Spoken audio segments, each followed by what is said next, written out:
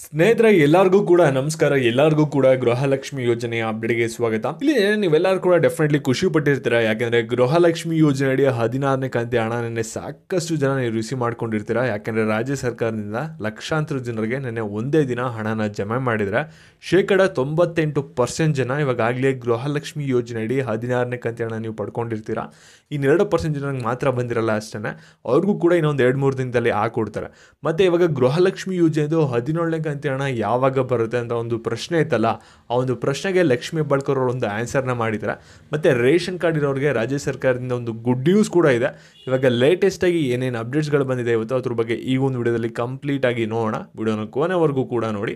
ಅದಕ್ಕಿಂತ ಮುಂಚೆ ಯಾರು ಚಾನಲ್ ಸಬ್ಸ್ಕ್ರೈಬ್ ಮಾಡ್ಕೊಂಡಿರಲ್ಲ ಪ್ರತಿಯೊಬ್ಬರು ಕೂಡ ಸಬ್ಸ್ಕ್ರೈಬ್ ಮಾಡ್ಕೊಳ್ಳಿ. ಹಾಗೆ ಪ್ರತಿಯೊಬ್ಬರು ಕೂಡ ವಿಡಿಯೋಗೊಂದು ಲೈಕ್ ಕೊಡಿ, ಯಾಕಂದರೆ ಕೂಡ ಒಂದೊಂದು ಲೈಕ್ ಒಂದು ಸಬ್ಸ್ಕ್ರೈಬಿಂದ ನಿಮ್ಗೆ ಇದೇ ರೀತಿ ಕಂಟಿನ್ಯೂಸಿಗೆ ಅಪ್ಡೇಟ್ಸ್ಗಳನ್ನು ನೀಡ್ತಾ ಇರ್ಬೋದಾಗಿರುತ್ತೆ. ಇವಾಗ ನಾವು ಡೈರೆಕ್ಟಾಗಿ ವಿಡಿಯೋ ಬಗ್ಗೆ ಬರೋಣ.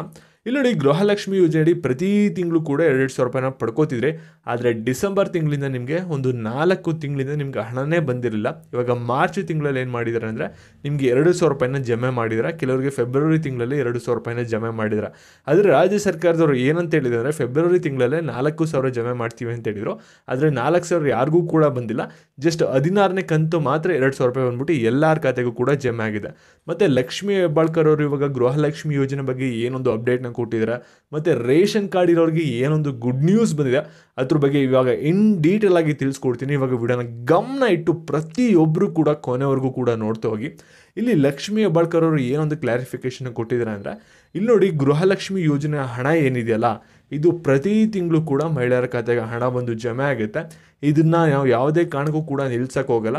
ಇಲ್ಲಿ ಕೆಲವು ವಿಪಕ್ಷದಲ್ಲಿ ಹೇಳ್ತಾ ಇರ್ಬೋದು ಗೃಹಲಕ್ಷ್ಮಿ ಯೋಜನೆ ಹಣ ಕೊಡೋಕ್ಕೆ ದುಡ್ಡಿಲ್ಲ ಸರ್ಕಾರದ ಬಳಿ, ಈ ಯೋಜನೆ ನಿಲ್ಲಿಸ್ಬಿಡ್ತಾರೆ ಅಂತ. ನಾವು ಈ ರೀತಿ ಯಾವುದೇ ಕಾರಣಕ್ಕೂ ಕೂಡ ಮಾಡೋಕ್ಕೆ ಹೋಗಲ್ಲ. ಗೃಹಲಕ್ಷ್ಮಿ ಯೋಜನೆ ಹಣ ನಾವು 5 ವರ್ಷನೂ ಕೂಡ ಕೊಡ್ತೀವಿ.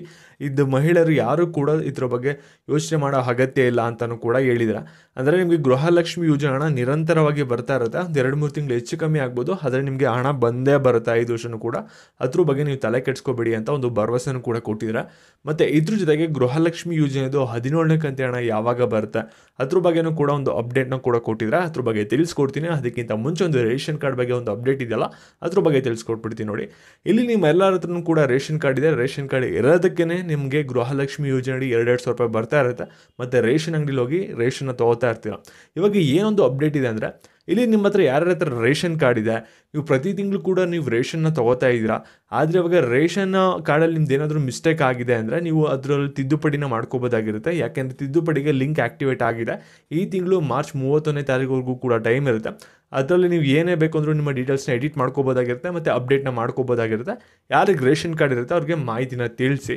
ಮತ್ತು ಇವಾಗ ಗೃಹಲಕ್ಷ್ಮಿ ಯೋಜನೆ ಬಗ್ಗೆ ಬರೋದಾದ್ರೆ, ಇಲ್ಲಿ ನೋಡಿ, ಗೃಹಲಕ್ಷ್ಮಿ ಯೋಜನೆದು 17ನೇ ಕಂತಿನ ಹಣದ ಬಗ್ಗೆ ಲಕ್ಷ್ಮಿ ಹೆಬ್ಬಾಳ್ಕರ್ ಅವರು ಏನೊಂದು ಅಪ್ಡೇಟ್ನ ಕೊಟ್ಟಿದ್ದಾರೆ ಅಂದರೆ, ಇಲ್ಲಿ ಗೃಹಲಕ್ಷ್ಮಿ ಯೋಜನೆದು 17ನೇ ಕಂತಿನ ಹಣ ಏನಿದೆಯಲ್ಲ ಈ ಒಂದು ಹಣನ ಗೃಹಲಕ್ಷ್ಮಿ ಯೋಜನೆದು 16ನೇ ಕಂತಿನ ಹಣ ಬಿಲ್ ಪಾಸ್ ಆಗಬೇಕಾದ್ರೆ 17ನೇ ಕಂತಿನ ಹಣಕ್ಕೂ ಕೂಡ ನಮಗೆ ಅಪ್ರೂವ್ ಸಿಕ್ಕಿದೆ.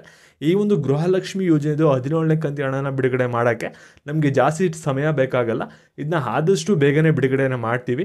ಯಾಕೆಂದರೆ ಈ ಒಂದು ಹಣನ ಬಿಡುಗಡೆ ಮಾಡೋಕ್ಕೆ ನಮಗೆ ಟ್ರೆಷರಿಂದ ಆಗಲೇ ಅಪ್ರೂವ್ ಸಿಕ್ಕಿದೆ ಮತ್ತು ಹಣ ಬಿಡುಗಡೆ ಪ್ರಕ್ರಿಯೆ ಎಲ್ಲ ಕೂಡ ಚಾಲ್ತಿಯಲ್ಲಿದೆ.